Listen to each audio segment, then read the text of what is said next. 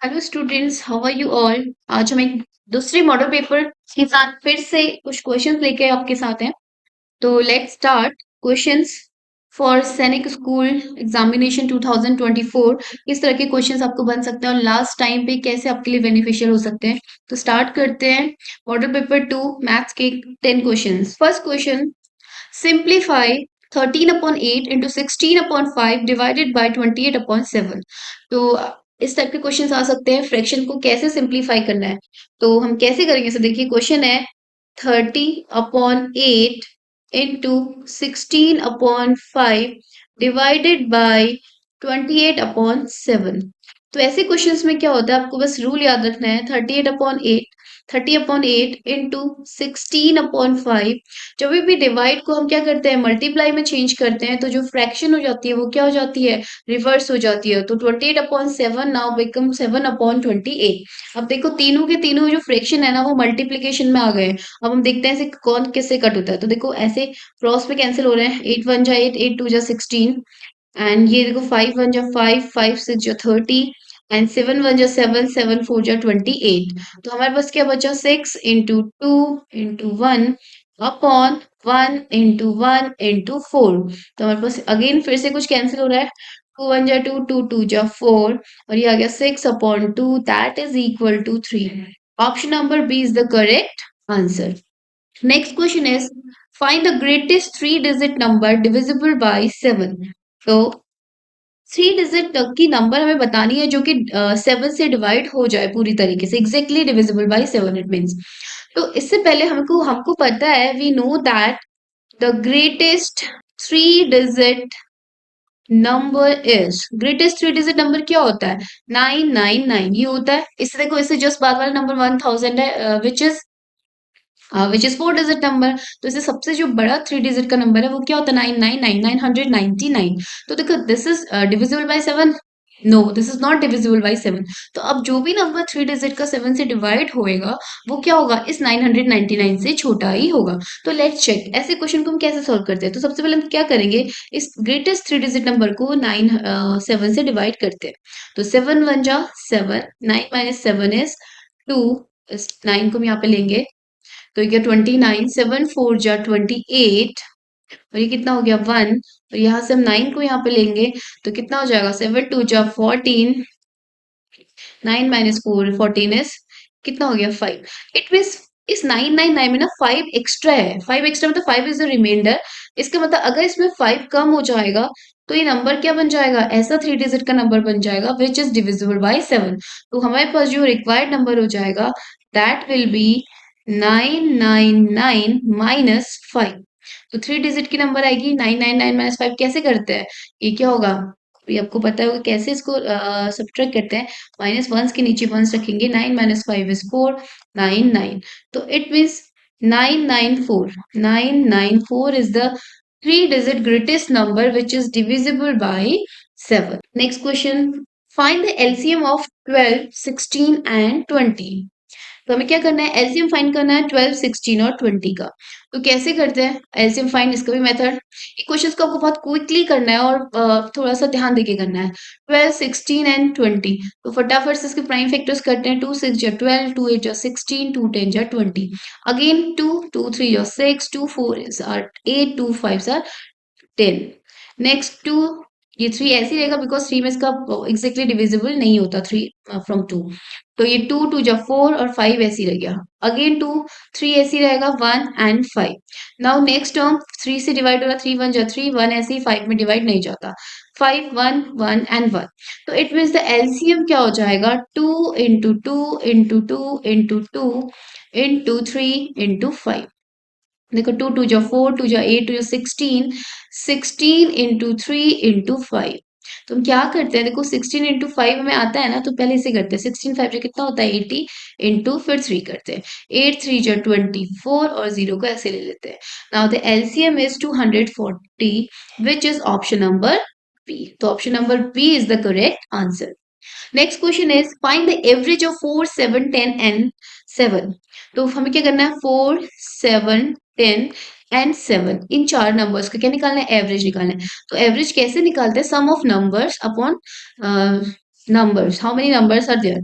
4 plus 7 plus 10 plus 7. अब देखो कितने नंबर है, 1 2 3 4, तो डिवाइडेड बाय 4 हो जाएगा। तो ऊपर देखो इसको ऐड करते, 7 plus 4 is 11, 11 plus 10 is 21, 21 plus 7 is 28। तो यहाँ पर हम लिखेंगे 28 divided by 4 which is equal to 7। तो option number C is the correct answer. Next question is, if the cost price, that is CP is equal to 800, SP equal to 600, then find the profit or loss percent, not profit or loss, आपको profit और loss का percent निकालना जो भी इसमें हुआ है। Cost price क्या है, जिस प्राइस पे हमने कोई चीज खरीदी है, सेलिंग प्राइस है जिस पे हमने उसे बेचा है। देखो अब सीपी क्या है, दैट इज कॉस्ट प्राइस क्या है, आपने कोई चीज ना, कोई भी ऑब्जेक्ट खरीदा 800 रुपीज का और उसको सेल कर दिया आपको, सेलिंग प्राइस सेल कर दिया आपको 600 पे, तो 200 का आपको नुकसान हो गया, इट मीन्स आपको क्या हो गया, लॉस हो गया। सेलिंग प्राइस क्या आपके यहाँ पे छोटा है, because since selling price is less than CP, तो इट मीन्स यहाँ पे इस क्वेश्चन में आपको क्या हुआ है, लॉस हुआ है। तो इस वाली इसमें लॉस के कितना लॉस हुआ है, उसके लिए हम क्या करेंगे, selling price CP minus SP. तो कितना हो जाएगा, 800 minus 600 that is equal to rupee 200। 200 का लॉस हुआ है, ठीक है।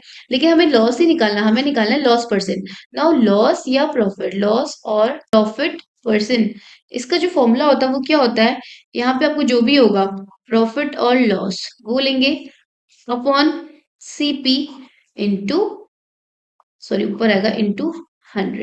देखो प्रॉफिट और लॉस अपॉन सीपी इंटू 100, ये जो प्रॉफिट और लॉस होता है ना हमेशा सीपी पे ही निकलता है, जितने पे आपने उसको खरीदा उस ऑब्जेक्ट को, इसलिए हमेशा अपॉन में सीपी ही होगा।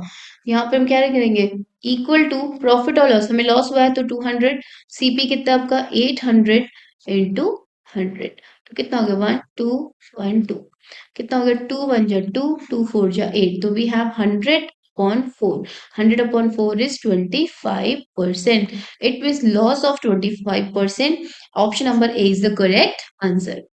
Next question is, 3 kg of rice cost rupees 69. Find the cost of 5 kg of rice. फिर देखो ऐसे क्वेश्चंस को हम कैसे करते हैं, यहाँ पर क्या है राइस और यहाँ पे उसका क्या है कॉस्ट है। तो राइस कितना है, राइस इज इन केजी, तो 3 kg राइस का कॉस्ट है ₹69 और वो बोल रहा है 5 kg का कितना होगा। तो suppose x rupees the cost of 5 kg rice. तो देखो हमने प्रोपोर्शन वाला पढ़ा, तो हम क्या करेंगे, राइस राइस की प्रोपोर्शन 3:5 इक्वल टू 69:x ऐसे निकाल सकते हैं। तो या तो आपको ऐसे करो, ऐसे नहीं आता तो ऐसे करो, 3/5 equal to 69/x we can write. Now cross multiply कर लेते हैं, कितना हो जाएगा 3 into X equal to 5 into 69। तो यहाँ से x इक्वल टू कितना हो जाएगा 5 इंटू 69/3। The 69, 9 plus 6, 15 होता है, yes, it is divisible by 3. तो 3 2 जा 6, 3 3 जा 9. तो x will be 5 into 23. तो कितना हो जाएगा 5 3 जा 15, 5 जा 10 और 1 11. It means 5 kg rice is of cost rupee 115. That is option number C is the correct answer. Next question is, find the value of 4x plus 5y। 4x plus 5y की value आपको find करनी है if given है x equal to 6 and y equal to 4। तो यहाँ पे ना put कर देते हैं, x की वैल्यू दी है 4 और x की वैल्यू दी है 6, x is in multiplication, 4x मतलब x मल्टीप्लाई में है 4 के साथ, तो 4 इंटू 6 प्लस 5 y भी मल्टीप्लाई में, तो कितना हो जाएगा 4, तो 4 6 जा 24 प्लस 5 इंटू 4 20, तो कितना हो जाएगा 4 and 2 to 4 44, 44 is the correct answer. Option number is the answer. Next question is, if a equal to 5, b equal to 8, a आपको दिया है 5, b 8 और c equal to 3, then find the value of 3a plus 4b minus 5c upon 7a plus 8b minus 9c। ठीक है, 3a plus 4b minus 5c upon 7a plus 8b minus 9c। तो अब क्या करेंगे, a b और c की value given है, put कर देते हैं। 3 into a is 5 plus 4 into b, that is 8, minus 5 into c is 3 upon 7 into a is 5 plus 8 into b is 8 minus 9 into c is 3। तो हम क्या करेंगे, 3 5 जा 15 plus 8 4 जा 32 minus 5 3s are 15 and 7 5 35 plus 8 8s are 64 minus 9 3s are 27.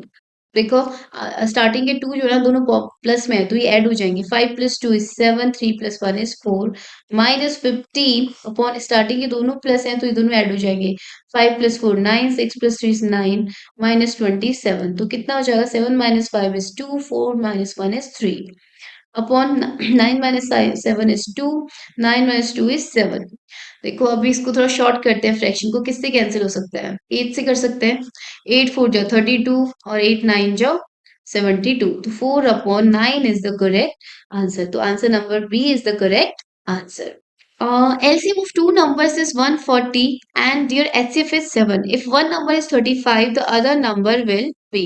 देखो आपको क्या दिया है एलसीएम ऑफ टू नंबर्स दो नंबर्स हैं उनका एलसीएम गिवन है LCM of two numbers 140 given है एंड उनका एचसीएफ है 7 तो हमें क्या करना है and also one number is given one number is 35 then find the second number यानी कि अदर नंबर आपको फाइंड करना है there is a formula product of two numbers अगर कोई भी दो नंबर्स हैं उनके जो प्रोडक्ट होते हैं मतलब उनका जो मल्टीप्लाई होता है सपोज ए और बी दो नंबर्स दे दिए तो प्रोडक्ट ऑफ टू नंबर्स मतलब A into B equal to LCM into HCF of these numbers इन दोनों नंबर्स का एलसीएम और एचसीएफ का क्या होता है इनका प्रोडक्ट होता है तो यहाँ पे क्या हो जाएगा LCM of A B into HCF of A B this is the formula कि अगर क्या होता है दो नंबर्स होते हैं उनका जो प्रोडक्ट होता है that is equal to LCM and HCF का मल्टीप्लीकेशन ऑफ दीज नंबर्स तो यहाँ पे जो ए है ना दैट इज 35 और बी आपको फाइंड आउट करना है